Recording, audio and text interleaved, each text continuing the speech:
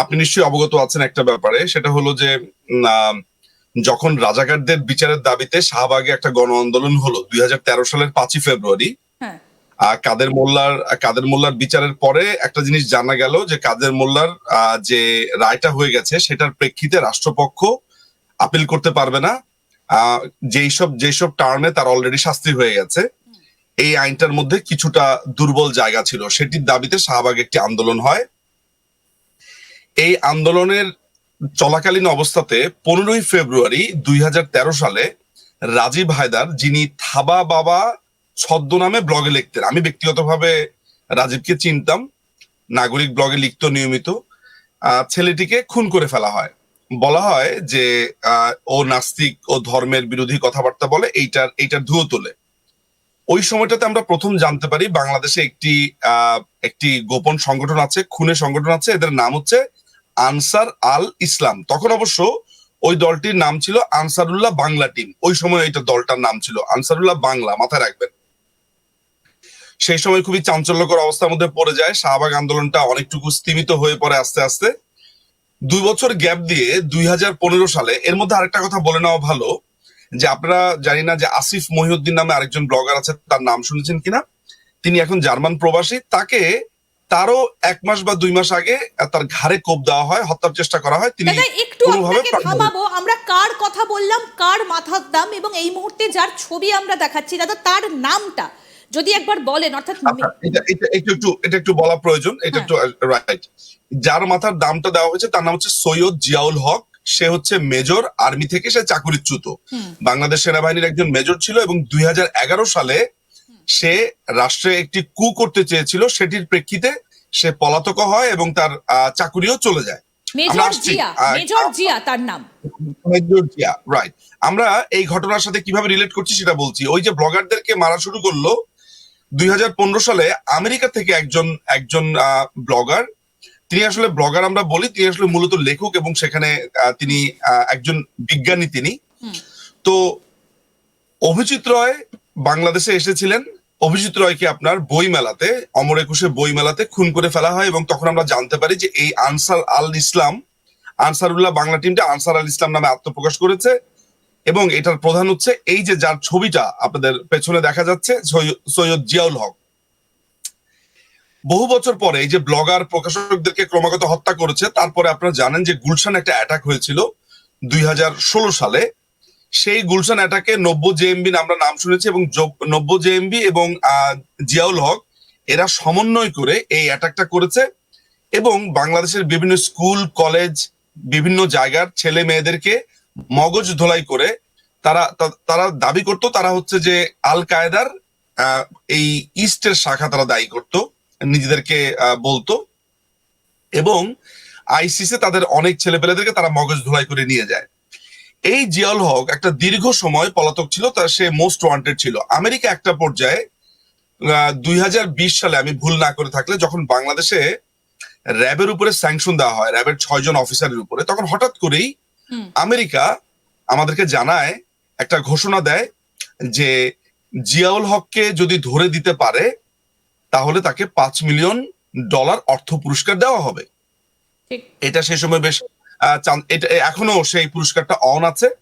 তার মানে হচ্ছে আমেরিকার মোস্ট ওয়ান্টেড একজন জঙ্গি হচ্ছে জিয়াউল হক।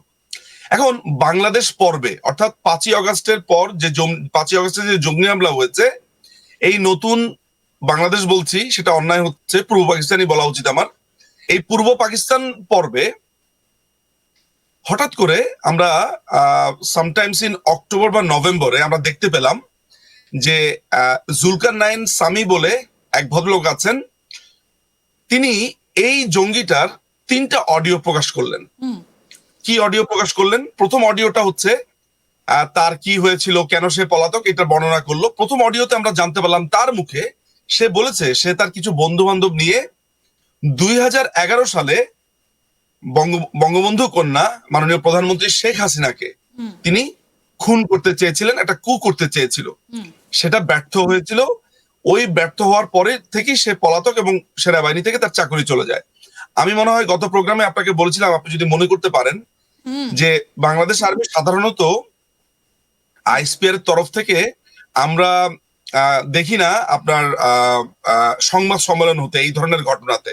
এই ধরনের ঘটনাগুলো হলে যেটা হয়, নিজেরাই কোর্ট মার্শালের ভিতরে বিচার হয়ে যায়, আর্মির এই ব্যাপারগুলো সাধারণত জনসম্মুখে আসে না। হ্যাঁ। বোধ করি সেটা ভারতেও হ্যাঁ। ঘটে থাকে, ইন্টারনালি ব্যাপার স্যাপারগুলো সামনে আসে না। এমনকি আমাদের কোনো সৈনিক মারা গেলে বা অফিসার মারা গেলেও আমরা সামনে জানতে পারি না, এগুলো পাবলিক পলিসির কারণে হয়ে থাকে। যাই হোক, খুবই আনপ্রেসিডেন্ট একটা ওয়েতে সেনাবাহিনী একটা সংবাদ সম্মেলন করে এবং এই কুয়ের ব্যাপারটা সাধারণ মানুষকে জানিয়ে দেয়। আমার স্পষ্ট মনে আছে, চ্যানেল আইতে খুব সম্ভবত আমি তখন এটা দেখেছিলাম, একটা দীর্ঘ সংবাদ সম্মেলন। আচ্ছা, এই জিওলগ দীর্ঘদিন অগোচরে ছিল, পরে জানা গেল সে পাকিস্তানে আশ্রয় নিয়েছে।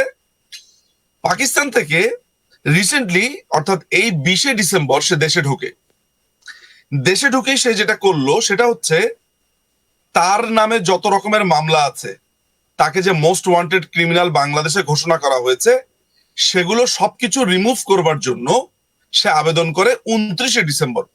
এর মধ্যে এটা বলে রাখা ভালো যে সেনাবাহিনীর বর্তমানে যে জঙ্গি সর্দার আছে, ওয়াকারুজ্জামান জঙ্গি সর্দার, হিজবুত তাহরির একজন নেতা, একসময় জামাতের সাথী ছিল স্কুল লেভেলে, পরবর্তীকালে সেনাবাহিনীতে সে জামাতকে প্রতিষ্ঠা করে এবং জামাতের বিভিন্ন কর্মকাণ্ডগুলোকে পরিচালনা করে খুবই কোভার্টলি এবং খুবই গোপনীয়তার সাথে, যেটা ধরতে আমাদের একটা লম্বা সময় গেছে। এই জঙ্গি সর্দারের অধীনে এই জিয়াউল কাজ করতো। জিয়াউল সেটা তার এই অডিওর ভিতরে বলেছে।